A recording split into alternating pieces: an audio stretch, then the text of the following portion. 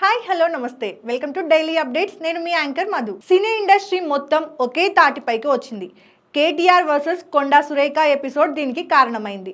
తన రాజకీయ ప్రత్యర్థి కేటీఆర్ పై కమెంట్స్ చేసే క్రమంలో కొండా సురేఖ చేసిన నిరాధారమైన వ్యాఖ్యలు అగ్గిరాజేశాయి. నాగ చైతన్య సమాంత విడాకులకు కేటీఆరే కారణమంటూ కొండా సురేఖ చేసిన కమెంట్స్ పై టాలీవుడ్ పెద్దలు బగ్గుమంటున్నారు. చిరంజీవి, అల్లు అర్జున్, జూనియర్ ఎన్టీఆర్ లాంటి బడా హీరోలు సైతం కొండా సురేఖపై తీవ్ర స్థాయిలో ధ్వజమెత్తుతున్నారు. అయితే ఇక్కడ గమనించాల్సిన విషయం ఒకటి ఉంది. చాలా మంది రియాక్ట్ అవుతున్న తీరును గమనిస్తే అందరూ ఒకే మాట చెబుతున్నారు, ఇండస్ట్రీ జోలికి రావద్దు. ఇదే అందరి రియాక్షన్స్ లో మోస్ట్ కామన్ పాయింట్.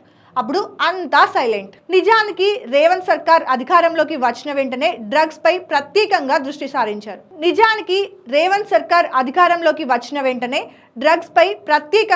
సారించారు. డ్రగ్స్ తీసుకుంటే ఎవరినైనా వదిలేది లేదంటూ కరాఖండిగా చెప్పారు.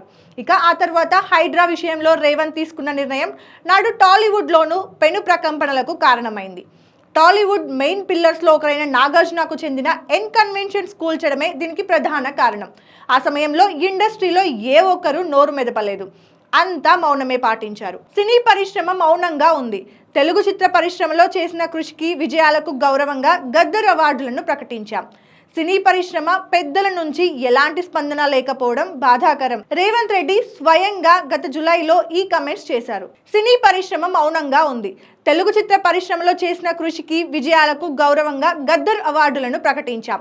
సినీ పరిశ్రమ పెద్దల నుంచి ఎలాంటి స్పందన లేకపోవడం బాధాకరం. రేవంత్ రెడ్డి స్వయంగా గత జూలైలో ఈ కమెంట్స్ చేశారు. నంది అవార్డులకు గద్దర్ పేరు పెట్టడం టాలీవుడ్కు నచ్చలేదు కావచ్చు. ఒక మోహన్ బాబు మినహా ఏ నటీనటులు, దర్శక నిర్మాతలు ఎవరూ కూడా గద్దర్ అవార్డులను స్వాగతించినట్టు అనిపించలేదు. అందుకే రేవంత్ ఓపెన్ గా టాలీవుడ్ పెద్దలపై మండిపడ్డారు. టాలీవుడ్ అంతా ఒకటే మాట. ఇలా రేవంత్ వర్సెస్ టాలీవుడ్ వార్ నడుస్తున్న సమయంలో కొండా సురేఖ ఎపిసోడ్ ముదిరింది. ఇందులో సీఎం కార్నర్ అయినట్టుగానే కనిపిస్తోంది. ఎందుకంటే టాలీవుడ్ అంతా ఒకటే మాట మాట్లాడుతోంది, ఇండస్ట్రీ జోలికి రావద్దని హెచ్చరిస్తోంది. నిజానికి కొండా సురేఖ చేసిన కమెంట్స్ అక్కినేని కుటుంబాన్ని, సమంతను డీఫేమ్ చేసేలా ఉన్నాయి. ఇది ఎవరు కాదనలేని నిజం. కొండా సురేఖ సైతం ఈ విషయాన్ని అంగీకరించారు.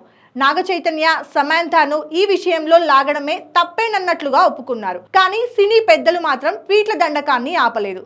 ఒకరి తర్వాత ఒకరు కొండా సురేఖపై విరుచుకుపడుతూనే ఉన్నారు.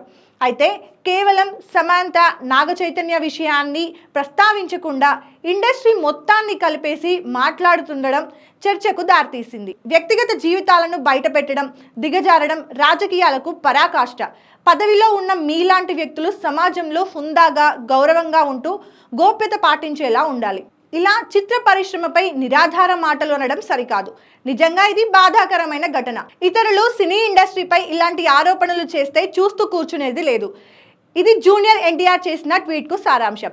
అటు చిరంజీవి సైతం ఇలాంటి తరహా వ్యాఖ్యలే చేశారు. సెలబ్రిటీలు, సినిమా వ్యక్తులను వారి రీచ్ కోసం వాడుకోవడం సిగ్గుచేటు. మా సినీ పరిశ్రమ సభ్యులపై ఇలాంటి మాటలను అందరం కలిసి వ్యతిరేకిస్తాం. సంబంధం లేని వ్యక్తులను, ముఖ్యంగా మహిళలను తమ రాజకీయాల్లోకి లాగడం, ఇలాంటి అసహ్యకరమైన వ్యాఖ్యలు చేయడం రాజకీయంగా ఉపయోగించుకునే స్థాయికి ఎవరూ దిగజారకూడదు. చిరు చేసిన ఈ ట్వీట్ను గమనించిన ఇండస్ట్రీ మొత్తం ఒకే తాటిపైకి వచ్చి రేవంత్ సర్కార్పై పెద్ద సైజు యుద్ధాన్నే ప్రకటించినట్టు అర్థం చేసుకోవచ్చు. మరిన్ని లేటెస్ట్ అప్డేట్స్ కోసం మా ఛానల్ని సబ్స్క్రైబ్ చేసుకోండి. అలాగే ఈ వీడియో కనుక మీకు నచ్చినట్లయితే please like, share and comment.